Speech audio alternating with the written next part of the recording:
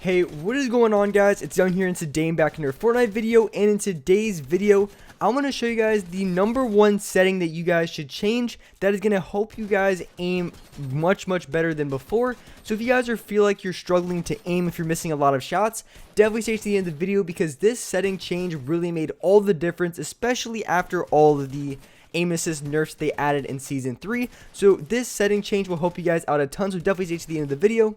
And real quick, before we get into the video, I have a V-Buck giveaway. I give away 2,000 V-Bucks every single Friday. So if you guys want to take part in this giveaway and win some free V-Bucks, all you guys have to do is to drop a like on this video. Make sure you guys do subscribe to the channel. Make sure you guys do turn on post notifications so you guys get notified for every single new video and when I announce the winners. And lastly, leave a comment down below of either your Xbox gamer tag, your PSN gamer tag, or Epic account, and you guys will be automatically entered into the next giveaway. And lastly, make sure you guys do support me in the item shop. All you guys have to do is go down to the bottom right, click on support a creator, type in creator code YoungHumor, and you guys will have me added and supported as a creator in the item shop. And alright guys, let's right to the video. Alright, so in this video, like I said, I want to show you guys one setting specifically that I think everybody should change just because of all of the nerfs here in Season 3. This is going to help you guys out a ton when it comes to hitting your shots with your assault rifle, when it comes to long range shots. I think this is a really big game changer and something I think everybody should at least try out, and it has made a huge difference for me after I've changed this setting. I've noticed a significant improvement on my aim. So going to my settings, these are all the settings that I have. You guys can just see if you guys are curious, but the #1 setting that I want to talk about that I think is really important is going to be your look ADS sensitivity. So I have a 9% and an 11%. Now obviously, you know, my settings don't work for everybody, but the one thing that you want to take away that I think is super important is I think almost everybody should be playing on a different X and a different Y sensitivity. I think they should be playing on different settings, and the reason for that, which I'll get into in just a second.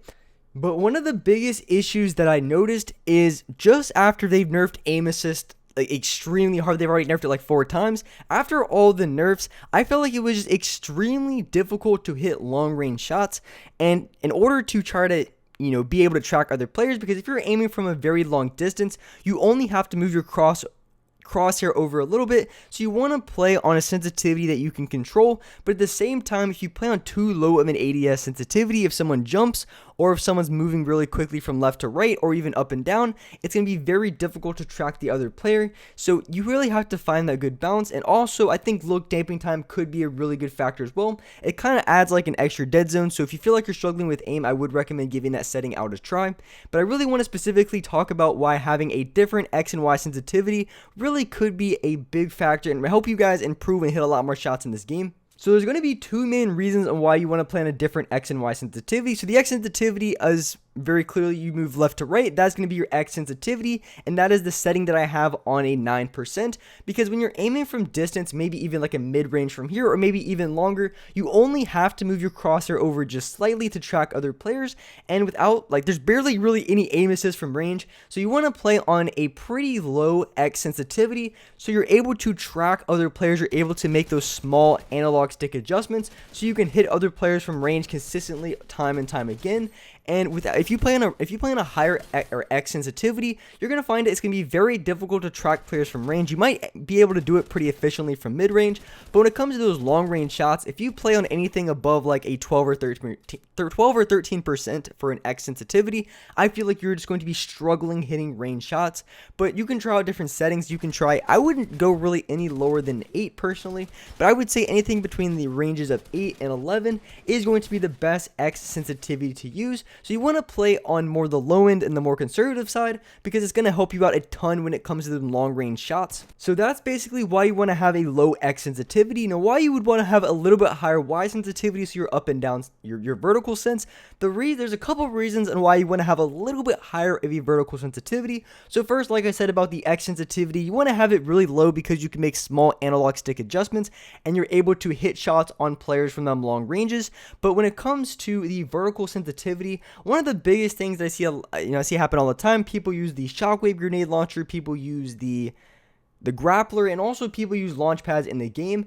And if you play on a low vertical sensitivity, I would say anything below like a 10%, you're just not going to be able to track players from these ranges because they're just going to be moving too fast to aim with.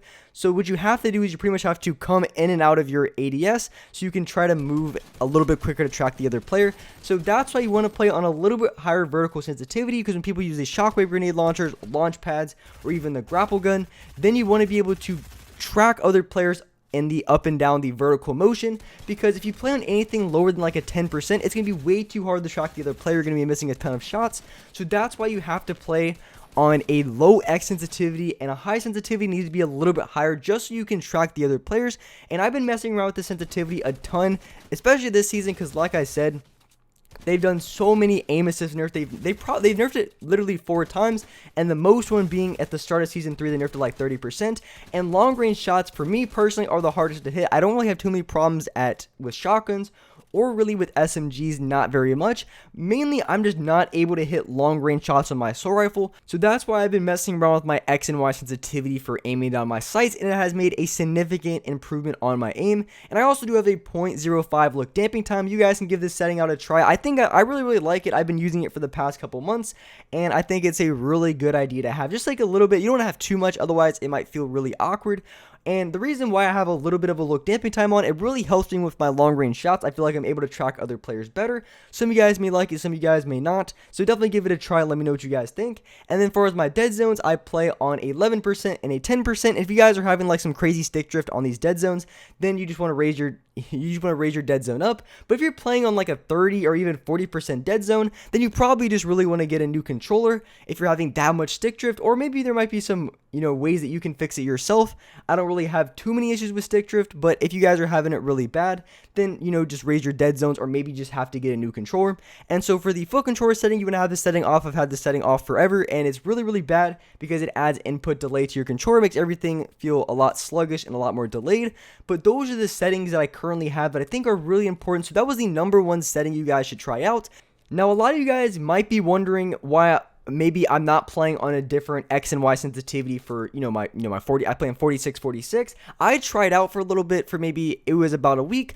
I tried out having a little bit higher X sensitivity and a little bit higher Y sensitivity, just to see if I would like it or not. And to be honest, it really didn't feel like I made that much improvement on my game. It didn't make as a significant change as having a having a different sensitivity for X and Y for my ADS. So it really didn't feel like I was making any big difference playing on like a 48 and 46%.